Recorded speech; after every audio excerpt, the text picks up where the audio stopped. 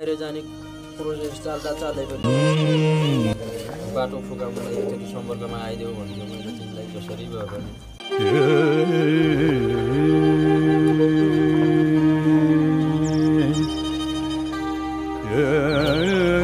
जसरी हुन्छ सम्पर्कमा आऊ। तिमी कता छौ? यत्रो 16 वर्षसम्म सँगै बस्यौ मेरै साथमा बस्यौ। अहिले के भएर हिँड्यो? अरू म तिमीलाई केही भन्दैन, जसरी हुन्छ बिन्ती छ।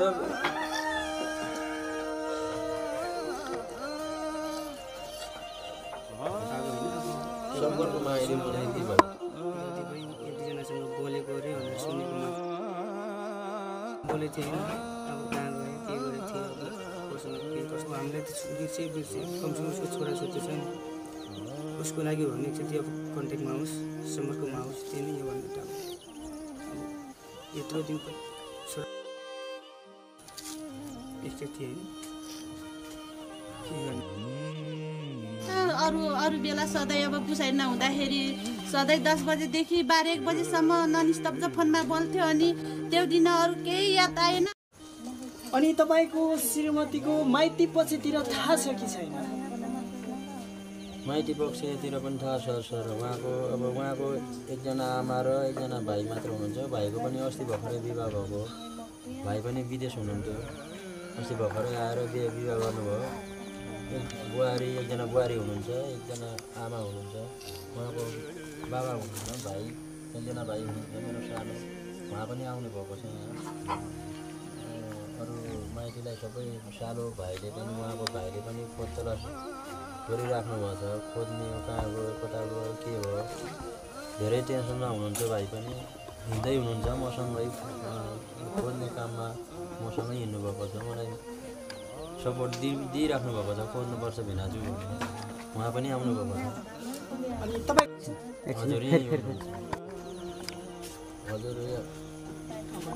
हजुर सर, यहाँ माइती पक्षबाटदेखि पनि खोजी कार्य भइरहेछ। मलाई सपोर्ट दिइराख्नु भएको छ।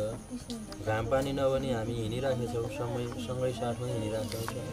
उहाँको भाइ मेरो सालो अब कता गएको, जिउँदो हो कि कस्तो हो, अब कुन अवस्थामा छ।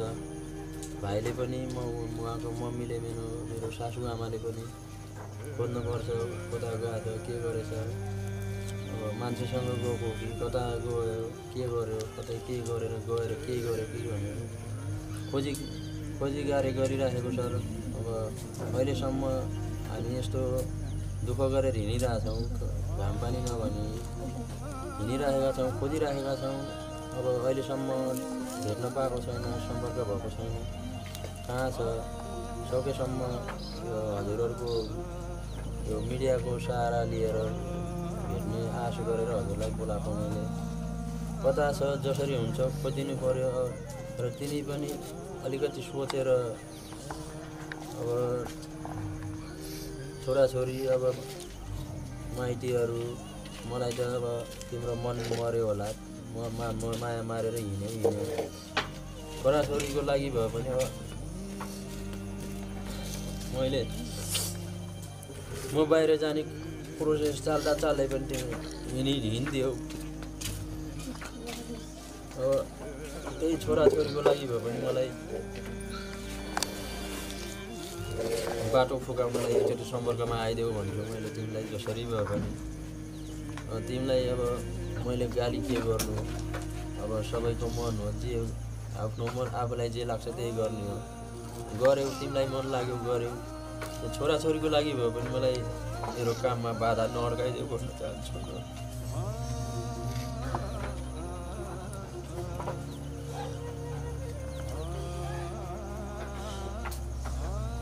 मलाई मेरो काममा जागिरमा जाने बाटाबाट मिलाइदेऊ। अरू त के भन्छु मैले तिमीलाई, छोराछोरी सम्झेर भए पनि। मैले त के गर्ने हो, म के गर्छु। अब अहिलेसम्म जता गएर पनि खान सक्छु मैले। छोराछोरीलाई पाल्नको लागि भए पनि मलाई जागिर गर्न देऊ, रोजगारमा जान देऊ। म तिमीलाई अरू त्यही बिन्ती गर्छु। छोराछोरी सम्झेर भए पनि मलाई सम्पर्कमा आइदेऊ।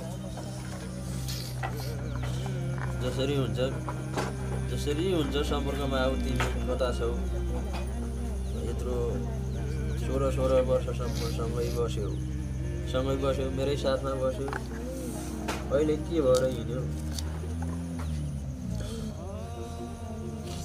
त्यो तिमीलाई नै थाहा होला केमा चित्त बुझेन तिम्रो मन परेन के कुरामा मन परेन तिमीलाई त्यो सम्पर्कमा आऊ अनि भन मेरै अगाडि भन तिमीलाई भन्ने अधिकार पनि छ भन के भन्छौ के भन्न मन लाग्छ सम्पर्कमा आइदेऊ मलाई बस्नु ती सम्पर्कमा आए मलाई पुग्छ अरू मलाई केही पनि चाहिँदैन सम्पर्कमा आइदेऊ अरू म तिमीलाई केही भन्दैन जसरी हुन्छ बिन्ती छ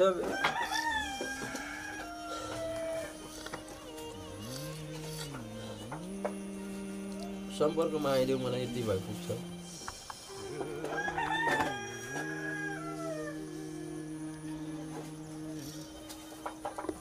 नानी बाबुहरूको हेरिरहेछौ यस्तो हालत छ तिमी नहुँदा कस्तो भएको होला यिनीहरूलाई त्यो पनि सोच तिमी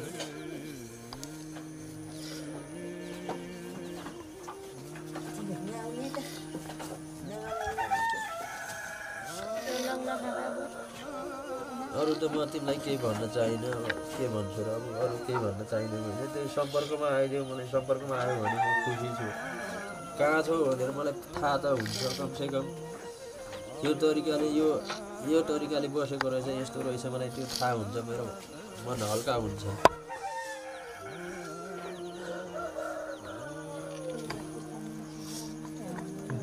सँग कुराकानी गर्नेछु हुन्छ सर साला कहाँ हुनुहुन्छ अहिले साला मेरो सालो पनि यहीँ आउनुभएको छ म बोलाएको थिएँ सालोलाई पनि आउनुभएको छ यहीँ हुनुहुन्छ सालालाई बोलाउनुहोस् न है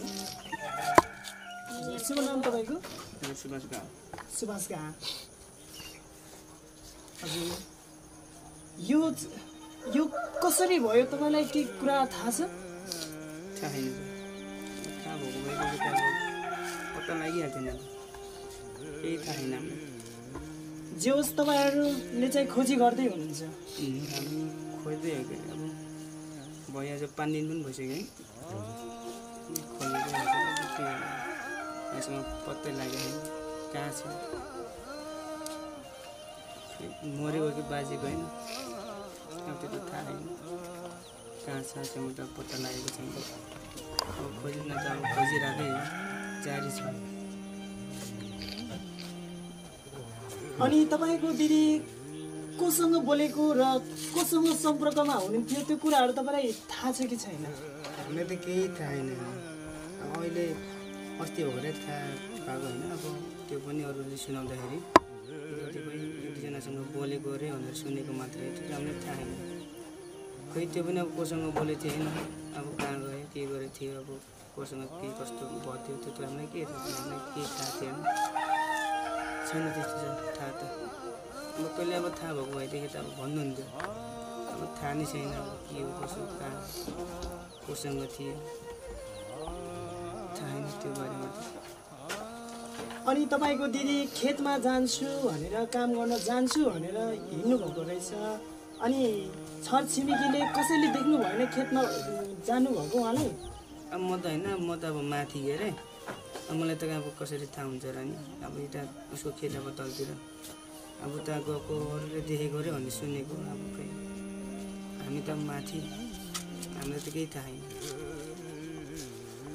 तपाईँले दिदीलाई के भन्न चाहनुहुन्छ यो मिडिया मार्फत तपाईँले के भन्न चाहनुहुन्छ दिदीलाई के भन्ने नि अब होइन अब बुढोलाई अब होइन उसको मम्मीलाई त अब छोड्यो होइन बिर्सियो अब हामीलाई त बिर्सियो कमसेकम उसको छोराछोरी छ नि उसको लागि भने चाहिँ त्यो अब कन्ट्याक्टमा आओस् सम्पर्कमा आओस् त्यही नै हो भन्नु त अब यत्रो दिन पनि अब धागैछौँ खोज्दैछौँ जारी नै छ अरे एकचोटि कन्ट्याक्टमा आओस् त्यही नै हो अब उसको बुढालाई नै फोन गर्न नसके पनि होइन उसको मम्मी छ मम्मीलाई फोन गरोस् अथवा होइन उसको साथीहरू छ छरछिमेकी साथीहरू उनीहरूलाई फोन गरे पनि हुन्छ कन्ट्याक्टमा एकचोटि आए पनि हुन्छ होइन अब हामीसँग बोल्ने यताउति डराए पनि अथवा लजाउने अब यताउति लाए पनि उसको साथीहरू छ सँगै घाँस काट्ने होइन दाउरा काट्ने एकदम मिलापाता यताउति गर्नेहरू साथीहरू छ उनीहरूलाई एकचोटि कन्ट्याक्टमा आएर यताउति सुनाए पनि हुन्छ हामीलाई नै भन्ने छैन हामी केही भन्दैन एकचोटि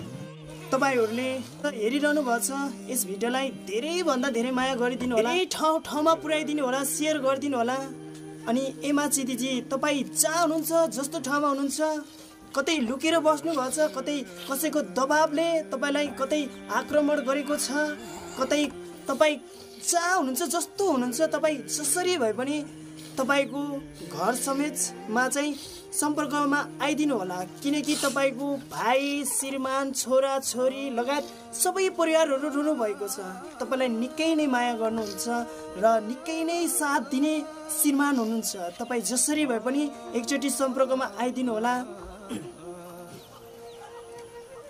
के भन्ने अब होइन हिँडेको कि मरेको कि बाजेको त्यो त थाहा भएन अब एकचोटि सम्पर्कमा चाहिँ आइदियो हुन्छ अब होइन अब भेनालाई अब भेनाको अब माइतीको होइन भेना अब माइतीको माया नै अब छैन त ऊ हिँड्यो होइन अब कम छोराछोरी छ छोराछोरीको लागि अब एकचोटि कन्ट्याक्टमा आइज एकचोटि होइन के गर्ने अब हिँडी गएस् आमा गएछ अब एकचोटि कन्ट्याक्टमा आइज भाइ मनमा यता बिर्सिस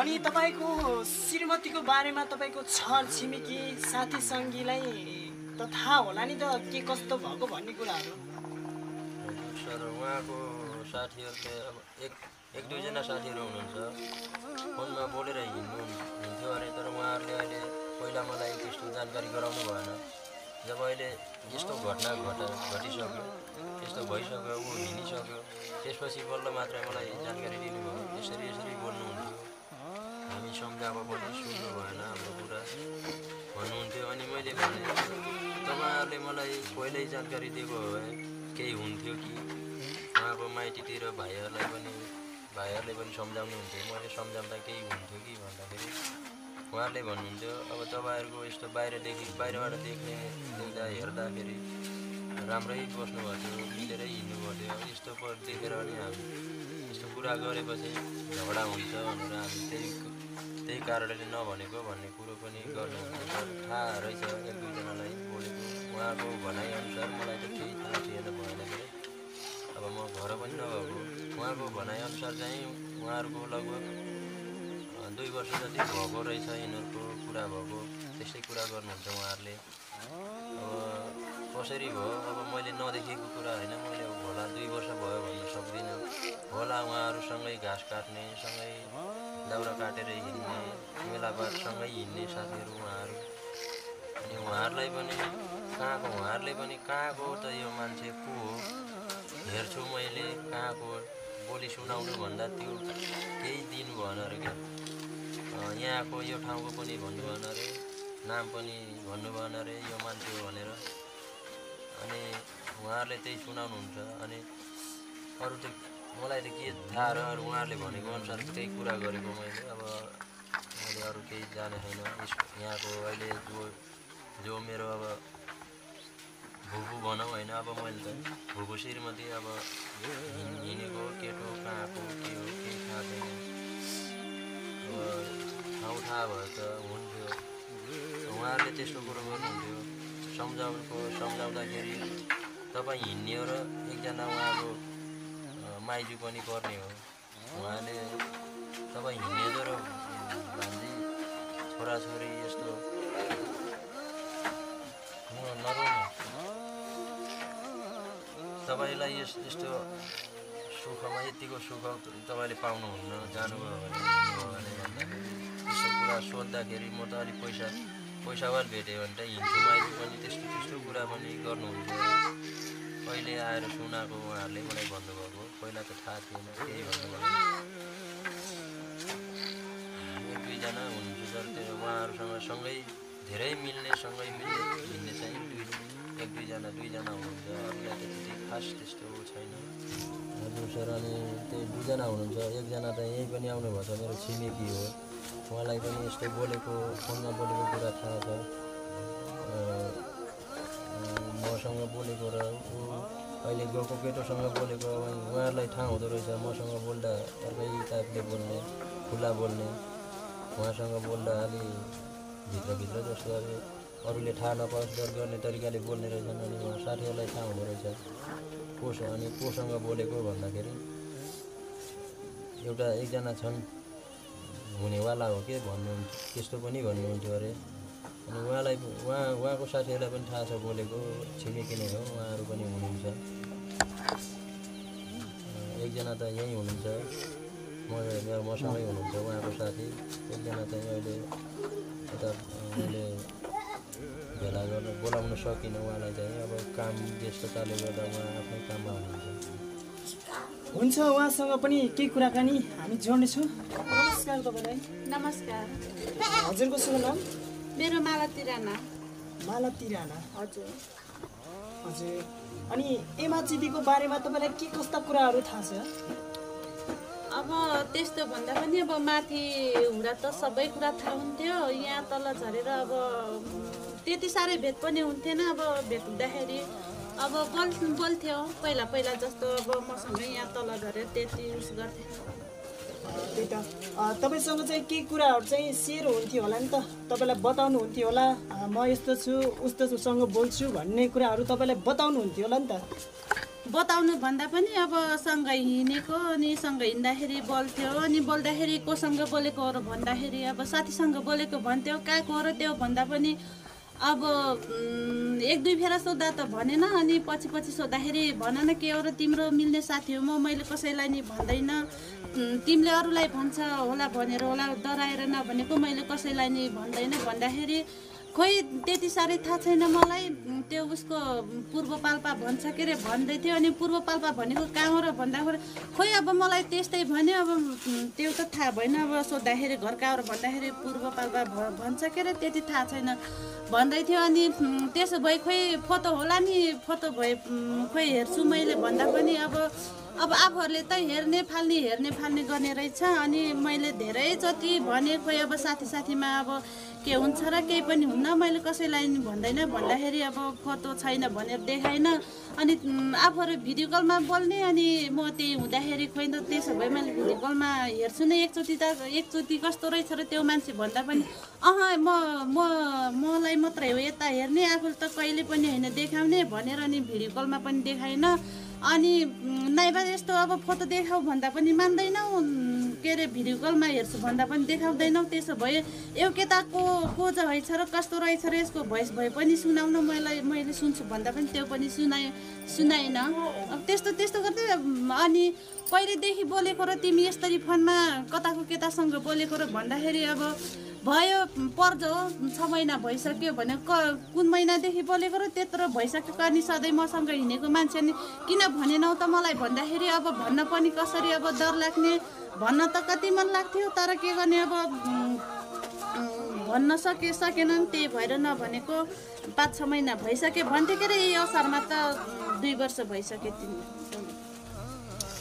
त्यो केटाको चाहिँ नाम चाहिँ थाहा छैन तपाईँलाई? नाम त त्यसले जहाँसम्म माथिको दिदी र मलाई यो केटा अन्तै त्यो टाढाको होइन होला, नजिकको हुँदाखेरि होला। अब फोटो हेर्छु भन्दा पनि देखाउँदैन, अनि यस्तो घरका भन्दा पनि बताउँदैन, भोइस भए पनि सुन्छु भन्दा पनि सुनाउँदैन। अनि त्यस्तो गर्दाखेरि जहाँसम्म यो केटा नजिकैको चिनेको मान्छे होला जस्तो लाग्छ हामीलाई, शङ्का त्यता जान्छ।